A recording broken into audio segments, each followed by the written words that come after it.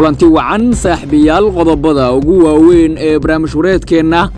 caawa aad ku daaban doontaan haddii Allah awoodda leh raalli uu ka noqdo waxaa qayb ka noqon doono ra'iisul wasaarihii hore ee Soomaaliya Maxamed Xuseen Rooble oo isaga soo cararay magaalada Dhuusamareeb ee caasimadda dowlad goboleedka Galmudug kadib markii uu ka baqay in ciidamo uu amro madaxweynaha Galmudug Qoorqoor ay weerar ay ku qaadaan barnaamij wareedkeena ayaan ku eegi doonaa qodobada kale ee barnaamij wareedkeena aad ku daaban doontaan waxaa qayb ka noqon doono madaxweynaha dowlad goboleedka Jubbaland Axmed Maxamed Islaam Axmed Madoobe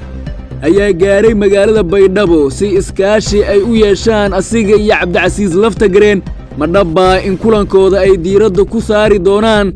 xaaladda dalka iyo sidoo kale waxyaabaha ay kula soo shartigi doonaan kulanka Muqdisho ka dhacaya barnaamij wareedkeena ayaan ku eegi doonaa qodobada kale ee barnaamij wareedkeena caawa aan ku faahfaahin doono waxaa qayb ka noqon doono diyaaradaha dalka Turkiga oo gebi ahaanba isaga baxay dagaalka ka dhanka Al-Shabaab ee ka socda gobolada dhexe ee dalka iyadoona dawladdu ay sheegtay in amiiradii ugu badnaa Al-Shabaab ay ku laayday gobolka Shabeellaha Dhexe qodobada iyo sidoo kale qodobo kale oo xiiso leh ayaan barnaamij wareedkeena caawa aan ku eegi doonaa saaxiibayaal haddii ay tahay markii kugu horeeyay ee aad soo booqatay janalkeena waxaan kaa codsanayaa inaad rukumato si ay kuu soo gaaraan wararka iyo warbixinada xiisaha leh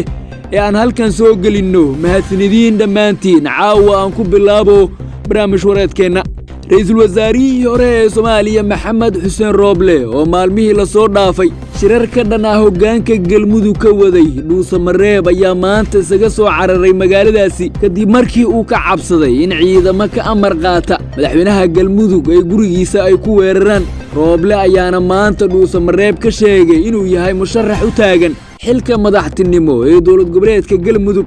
taa oo xiisad ka abuurtay gudaha magaalada Dhuusamareeb Qoorqoor ayaana arinta uu ku dhawaaqay ra'iisul wasaarihii hore ee Soomaaliya Maxamed Xuseen Rooble aad kaga carooday Rooble ayaana safar degdeg ah oo nafsadiisa uu kula soo cararay wuxuu ku soo gaaray magaalada caasimadda ee Muqdisho gaar ahaan Hotel Dikali oo halkaasi uu saldhigtay Rooble ayaana weli ka hadlin waxa uu uga soo cararay magaalada Dhuusamareeb ee caasimadda dowlad goboleedka Galmudug iyo sidoo kale khilaafka ka dhex jira asiga iyo madaxweyne Axmed Cabdikaariyo Qoorqoor saacadihii la soo dhaafay madaxweynaha dowlad goboleedka Galmudug Axmed Cabdikaariyo Qoorqoor ayaa laamaha amniga ee maamulkiisa wuxuu amar ku siiyey in gebi ahaanba magaalada ay ka saaraan cid waliba oo xukunkiisa ka soo horjeeda Rooble ayaana la sheegay in arintaasi uu ka warhelay isla markaana ciidamada qaatay amarka madaxweyne Qoorqoor ee gurigiisa ay rabeen inay ku weeraraan sidaasi darteedna uu kaga soo cararay gebi ahaanba magaalada Dhuusamareeb ee caasimadda dowlad goboleedka Galmudug Rooble ayaana rajo ka qabin xilligan in uu ku laabto magaaladii uu maanta kaga dhawaaqay in uu yahay musharax u taagan xilka madaxtinimo ee dowlad goboleedka Galmudug qodobada kale ee barnaamij wareedkeena ku jira haddii aan sii faahfaahino hogaamiyaha dowlad goboleedka Jubbaland Axmed Maxamed Islaam Axmed Madoobe ayaa gaaray magaalada Baydhabo isagoona ka degay garoonka Shaati Guduud ee magaaladaasi waxaana garoonka diyaaradaha ee magaalada Baydhabo ku soo dhaweeyay dhigiisa madaxweynaha maamulka Koonfur Galbeed Soomaaliya Cabdicasiis Xasan Maxamed Laftagareen xubno ku wehelinaya Axmed Madoobe safarkiisa ee magaalada Baydhabo ayaa noo sheegay in ujeedka Axmed Madoobe uu gaaray magaalada Baydhabo ay tahay sidii halkaasi iskaashi cusub uu kula samaysan lahaa madaxweynaha dowlad goboleedka Koonfur Galbeed Cabdicasiis Maxamed Laftagareen oo aad u saluugsan dowladda uu hogaamiyo madaxweyne Xasan Sheekh Maxamuud Axmed Madoobe ayaa kal hore siyaasad ahaan waxay aad isugu dhawaayeen madaxweynaha dowlad goboleedka Puntland Saciid Cabdullaahi Dani oo tan iyo doorashadii xilka madaxtinimo ay kala irdhoobeen Axmed Madoobe ayaana ah siyaasi galaangal badan wuxuuna Baydhabo u gaaray sidii halkaasi uu ugu xiri lahaa xiriirkii kala dhaxeeyay Garoowe Cabdicasiis iyo Axmed Madoobe ayaa xogo hoose waxay sheegayaan in kulan ay Baydhabo ku yeelanayaan ay ku lafaguri doonaan ahmiyadda ay leedahay shirka ay Muqdisho ay kaga hadli doonaan ayagoona ku karkarin doona ajendaha iyo sidoo kale qodobada xasaasiga ah oo ay ku imaan karaan magaalada caasimadda ee Muqdisho Axmed Madoobe iyo Cabdicasiis Laftagareen ayaa xilligaani u muuqda laba siyaasi oo isku danaa maadaama dhinaca dowladda federaalka ah ee Soomaaliya ay ka tabanayaan culeysyo weyn tan iyo doorashadii xilka madaxtinimo ee Soomaaliya qodobada kale ee barnaamij wareedkeena ku jira haddii aan sii faahfaahino diyaaradaha dowladda Turkiga ee Bayraktar la yiraahdo yaa gebi ahaanba isaga baxay howlgalladii duqeymaha ee ka wadeen gobolka Shabeellaha Dhexe.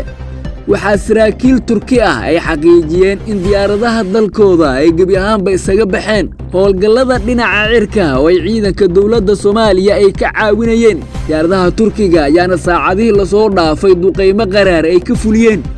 gobolka Shabeellaha Dhexe. waxay ku dileen xubno badan oo dagaalamayaasha Al-Shabaab ah. ilaa hadda dowladda Turkiga faahfaahin kooban kama bixin asbaabta ay diyaaradaheeda ay uga baxeen dagaalka ka dhanka Al-Shabaab iyo duqeymihii ay ka fulin jireen gobolada dhexe ee dalka. balse waxaa la sheegayaa in xilligan uu bilowday loolan u dhexeeya dowladaha Mareykanka iyo Turkiga oo la xiriira habgalka howlgallada duqeymaha ee ka dhanka Al-Shabaab ee gobolada dalka ee ka socda. dowladda Soomaaliya dhankeeda weli kama hadlin wararka sheegaya in diyaaradaha dagaalka ee habka casriga u samaysan ee Turkiga in gebi ahaanba ay ka baxeen howlgalladii duqeymaha ay ku taageeri jireen ciidanka dowladda Soomaaliya. dowladda Soomaaliya dhankeeda waxay xaqiijisay in dagaalo qaraar oo ka dhacay gobolka Shabeellaha Dhexe ay ku dishay xubnihii ugu badnaa oo amiira oo ka tirsanaa Al-Shabaab.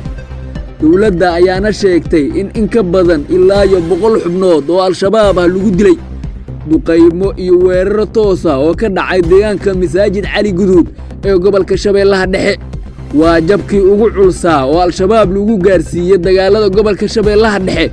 way dowladda federaalka ah ee Soomaaliya ay xaqiijisay oo xubno badan oo amiira looga dilay Al-Shabaab. dowladda ayaa sidoo kale sheegtay in duqeymo ay fuliyeen diyaaradaha dagaalka lagu bartilmaameystay xarumo iyo sidoo kale gaadiid xamuula oo Al-Shabaab ka soo buuxiyeen waxyaabaha qarxa si ay ugu weeraraan xarumaha iyo furumihii laga saaray ee gobolka Shabeellaha Dhexe. ilaa hadda Al-Shabaab dhankooda wax wara kama soo saarin jabka culus ee ku gaaray Shabeellaha Dhexe. saraakiil ciidan oo ka tirsan dowladda federaalka ah ee Soomaaliya ayaa sheegay in deegaanka Masaajid Cali Guduud xilligan gebi ahaanba gacanta ay ku hayaan ciidanka dowladda Soomaaliya. saacadaha soo aadanna ay u dhaqaaqi doonaan dhinaca Aadan Yabaal oo ah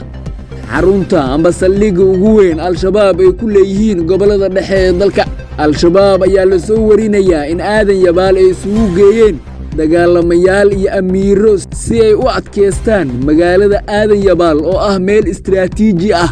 oo ka dhigan haddii laga saaro Al-Shabaab in gebi ahaanba gacantooda laga bixiyay gobolka Shabeellaha Dhexe deegaanadii muhiimka ahaa ay ka maamuli jireen. guud ahaan saaxiibayaal waxaan halkan ku soo gabagabeynayaa barnaamij wareedkeenna. waxaan mar kale kaa codsanayaa inaad rukumato janalkeenna si ay kuu soo gaaraan wararka iyo warbixinnada xiisaha leh ee halkan aan soo gelinno. mahadsanidin dhammaantiin saaxiibayaal.